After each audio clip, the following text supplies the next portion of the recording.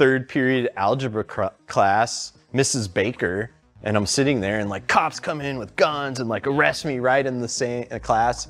And I was gone for like 60 days to jail. In 2010, Jesse James was on top of the world. Monster Garage had made him a household name. He was married to Sandra Bullock, one of Hollywood's biggest stars. West Coast Choppers was an empire. Then, in March, a woman named Michelle McGee stepped forward and said she'd been sleeping with him for 11 months. Within days, 18 more women came forward. A photo from 2004 surfaced showing Jesse in a Nazi cap. Sandra filed for divorce. He checked into rehab. West Coast Choppers closed after 18 years. 2 comeback TV shows got canceled after just 3 episodes each. What actually happened to Jesse James? The collapse nobody saw coming. Most people think the 2010 scandal destroyed Jesse James overnight. But the truth is messier than that. Michelle McGee wasn't the first woman. She was just the one who went public. Jesse had already paid $725,000 to settle a harassment claim in 2007. A high-level executive from West Coast Choppers walked away from her job after claiming he spent months making unwanted advances. She saved a T-shirt as physical evidence from one encounter. No lawsuit was ever filed, but Jesse quietly handed over the money anyway. The settlement stayed buried in legal papers for years. When his marriage to Sandra collapsed in 2010, that old story came roaring back. The Nazi photo made everything worse. It showed Jesse wearing what looked like a Waffen SS cap with his arm raised in a salute. His lawyer said the cap came from his Jewish grandfather as a joke. Jesse claimed he was just trying to shock friends, but the photo was from 2004. Years before he married Sandra, and it surfaced at the worst possible moment. One of the women involved in the scandal, Michelle McGee, had her own photos wearing Nazi-themed outfits. People started connecting dots that may not have belonged together, but the damage was done. The image spread across every magazine and website within hours. Jesse went on Nightline to explain that the picture was nothing but a bad joke. But in 2010, with his life already spiraling, explanations didn't matter anymore. Sandra Bullock filed for divorce on April 23, 2010. They'd been married for 5 years. She had embraced his 3 kids, bought a home in Austin to create stability during his custody battle, and stood by him through chaos most people never saw. The affair wasn't just a mistake.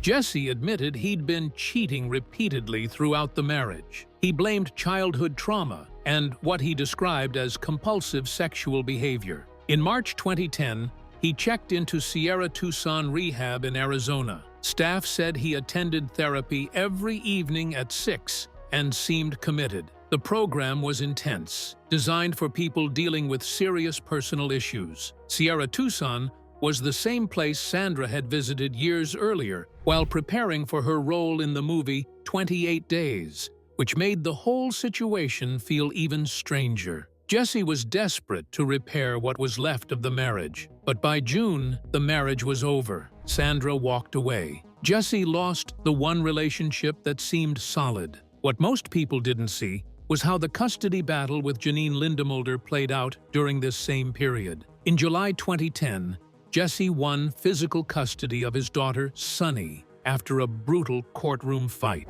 Janine had just gotten out of prison after serving time for tax evasion, and the court worried about her stability. When the judge ruled in Jesse's favor, Janine cried out in the courtroom, begging for anything that might let her stay near her daughter. The court pointed to missed visits, therapy issues, and a frightening moment when Sunny was lost at a water park for more than an hour. Janine accused Jesse of sabotaging her by making visits difficult and even suggested he might tamper with her food to influence substance tests results, though the judge dismissed the claims. The ruling allowed Jesse to move Sunny to Austin with him. For once, he walked out of a courtroom with a victory, though it came wrapped in pain and accusations from every side. The outlaw, who wasn't really an outlaw. Jesse Gregory James was born on April 19, 1969 in Linwood, California. For years, people repeated the story that he descended from the original outlaw Jesse James, the one born in 1847,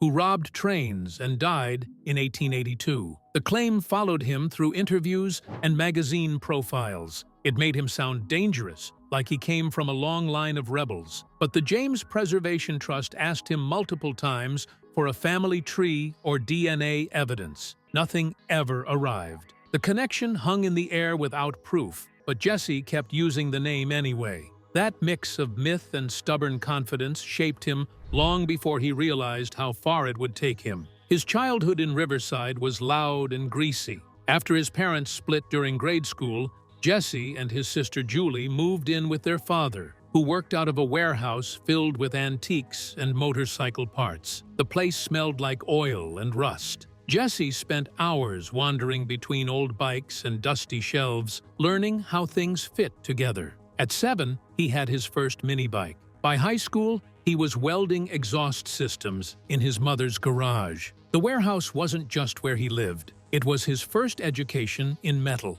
He thought football would be his future. He played at Sierra High School and later at Riverside City College. Coaches remembered him as tough and aggressive, the kind of guy who kept playing even when he was hurting. But 2 major injuries stopped that dream cold. First, his knee went out, then another injury forced him off the field before he could build anything out of the sport. When his athletic path closed, he walked straight into metalwork with the same stubborn fire. In the early 90s, he worked as a bodyguard for bands like Slayer, Danzig, and Soundgarden. The job demanded size and steady nerves, and for a while, it felt exciting. But a shoulder injury shut that door too. In 1992, he set up a small workspace in his mother's garage and started West Coast Choppers. He was 23 years old, sleeping on the floor some nights because he worked until morning. He had almost no money, only basic tools, and a desire to make bikes that felt alive. When chaos built an empire. By 2002, Monster Garage had turned Jesse into a cultural phenomenon. Each episode pushed him and his team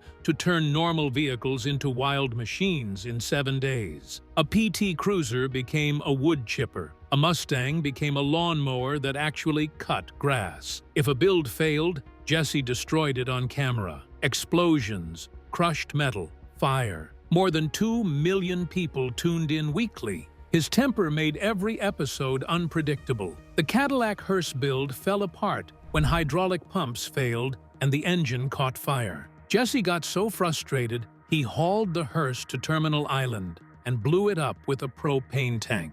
That explosion became one of the show's defining moments. West Coast Choppers grew alongside the TV fame. By 2001, the company had a massive workshop with more than 50 employees. Jesse's bikes didn't sparkle like the chrome-heavy styles that were popular then. They looked raw, stretched, stripped of anything unnecessary. The Iron Cross logo became a flag for rebels and celebrities who wanted something real. Every tank was shaped by hand. Every frame was built for one rider. The shop built only about 20 bikes a year. Prices ran from $60,000 to $150,000. Customers waited months for their turn. Jesse believed that scarcity made things more valuable, and his strategy worked. His clients became some of the biggest names in entertainment. Shaquille O'Neal ordered a bike built to match his size. Kid Rock, Keanu Reeves, Ty Law, and Bill Goldberg walked into Jesse's world because they wanted something that reflected them. Then, the Guggenheim Museum reached out. They wanted to display his motorcycles as modern art. Jesse said no. He didn't want his bikes sitting still under spotlights. He wanted them on the road. That rejection echoed through both the art world and the motorcycle world, making Jesse seem even more like someone who refused to fit any mold. His personal life during this time moved between quiet shadows and public storms. His first marriage to Carla James in 1991 stayed almost invisible. They were together for 11 years and had 2 children, Jesse Jr. and Chandler. The world barely learned anything about that period. In October 2002, he married Janine Lindemulder, an adult film star. Their relationship burned hot and fell apart quickly. They divorced in 2004 but had a daughter, Sunny. The custody fight that followed carried accusations of substance abuse and neglect. Janine went to federal prison for 6 months in 2009 for tax evasion. Jesse took full custody. After her release, the battle turned even messier. Then came Sandra Bullock. They met in December 2003 when she brought her godson to West Coast Choppers. They married on July 16, 2005 in a quiet ceremony in Santa Barbara. Sandra embraced Chandler, Jesse Jr., and Sonny. She stood with Jesse during the custody battle over Sonny, and in December 2009, they won the case. Sandra bought a home in Austin to help build stability. The weight of those responsibilities combined with public attention lingered around the marriage, even though they tried to keep the challenges private. 3 episodes and out. Jesse tried to rebuild his TV career in 2012 with Jesse James' Outlaw Garage on Discovery Channel. The comeback fell apart almost immediately. The show premiered on November 5, 2012, and viewers vanished after the first episode. Critics said it felt empty and staged, far too similar to the shows that came before. After only 3 episodes, Discovery pulled the plug. Jesse reacted with a furious blog post, calling the network names and accusing producers of fake television. That anger only made things worse. Fans who once cheered for him now felt the energy was gone, replaced by bitterness. It was a blow that echoed through the rest of his career, showing how far he had fallen from the early days of Monster Garage. Another attempt came through a show about his Austin speed shop. It was supposed to show a fresh start, a new environment, and a new team around him. Instead, the series barely appeared. Just like Outlaw Garage, it disappeared after 3 episodes. Viewers didn't stay. Critics said the show recycled old ideas and never found a spark. Discovery quietly pulled it from the schedule. The failure made it clear that audiences had moved on from the Jesse James brand they once loved. Even with beautiful cars and talented builders, the weight of past scandals made people look elsewhere. Every step he took toward rebuilding his TV career crumbled under him. After the setbacks, Jesse rebuilt West Coast Choppers in Austin with a completely new approach. Instead of big production numbers and mass market parts, the Austin shop sat on a 17-acre property and focused on creating only 3 or 4 ultra-premium motorcycles a year. The team grew to more than 50 employees, and the work became slower and more artistic. Each bike took months to finish and sold for hundreds of thousands of dollars. Jesse wanted quality and legacy more than speed and quantity. He was fighting to reclaim the craftsmanship that had first made West Coast Choppers special. Even though this new chapter never reached the wild popularity of the Long Beach years, it restored a sense of pride. It became a place where he could work without the noise of television cameras chasing him. By 2013, Jesse launched Jesse James Firearms Unlimited in Dripping Springs, Texas. The opening event in November 2013 drew around 250 people who came to see the first creations, including the Cisco 1911 pistol and the Nomad AR-15. Each gun was hand-built and hand-fitted, requiring up to 500 hours of labor. Prices climbed from $85,000 to more than $250,000, depending on the design. Jesse and master pistol smith Justin McMillan built every piece inside the shop. For many people, the shift from motorcycles to firearms felt dramatic, but Jesse treated the guns the same way he treated the best bikes of his past. Everything crafted by hand, everything built slowly with detail in mind. The company gained a reputation for exclusivity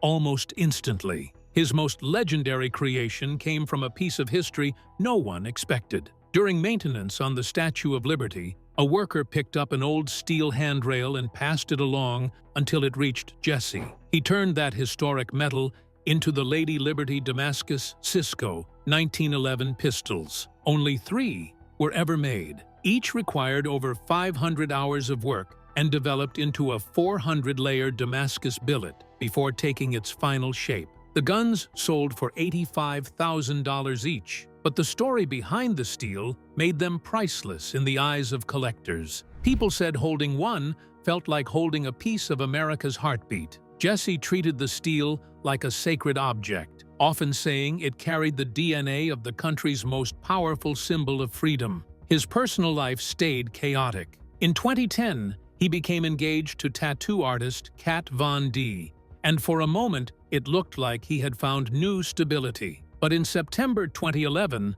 Kat announced publicly that Jesse had cheated on her with 19 women during their relationship. She wrote the number on Facebook for nearly 2 million followers to see. The post exploded across the internet. Jesse later said he accepted responsibility for his actions and mentioned that millions of men cheat, which only made the backlash stronger. The breakup added another painful chapter to his already shattered public image. Marriage didn't bring peace either. Jesse married drag racer Alexis DeJoria in 2013, but the relationship fell apart by 2022. Soon after, he married Bonnie Rotten in June 2022, and that relationship spiraled into something even more volatile. Bonnie filed for divorce 3 times, once in December 2022, again in November 2024, and once more in January 2025.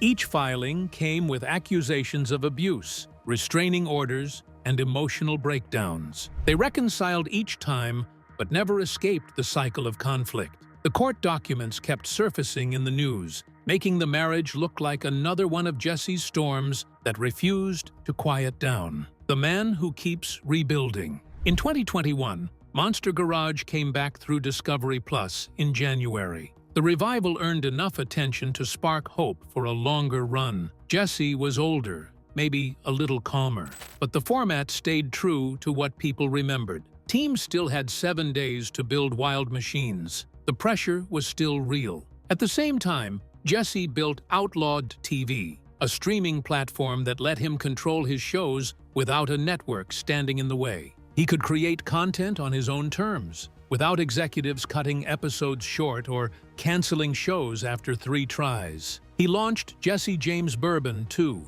turning his brand into something larger than motorcycles or firearms. The bourbon became another piece of the empire, another way to keep the name alive. Despite every scandal and setback, his estimated net worth by 2026 reached $50 million.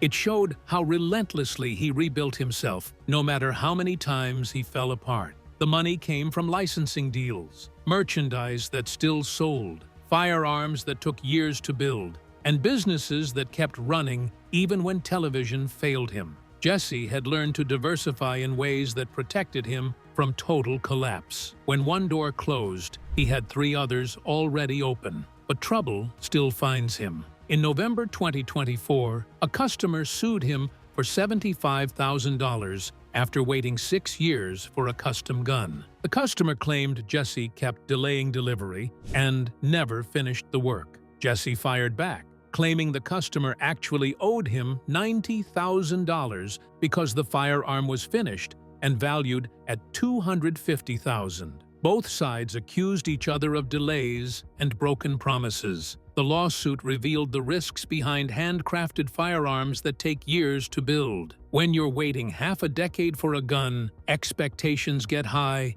and patience runs thin. The case is still unresolved, sitting in court while both sides argue over who owes what. Jesse James built an empire on chaos, lost it to scandal, and spent the next 15 years rebuilding piece by piece. Monster Garage made him famous. The 2010 collapse nearly destroyed him. But he kept going. West Coast Choppers in Austin still builds bikes. Jesse James Firearms still creates guns. The streaming platform still runs. The bourbon still sells. He's married, divorced, married again. The cycle never really stops. That's who Jesse James is. Someone who falls apart and puts himself back together over and over, no matter how many times the world watches him crash. He's not the same man who destroyed a hearse with a propane tank on national television. He's older, quieter in some ways,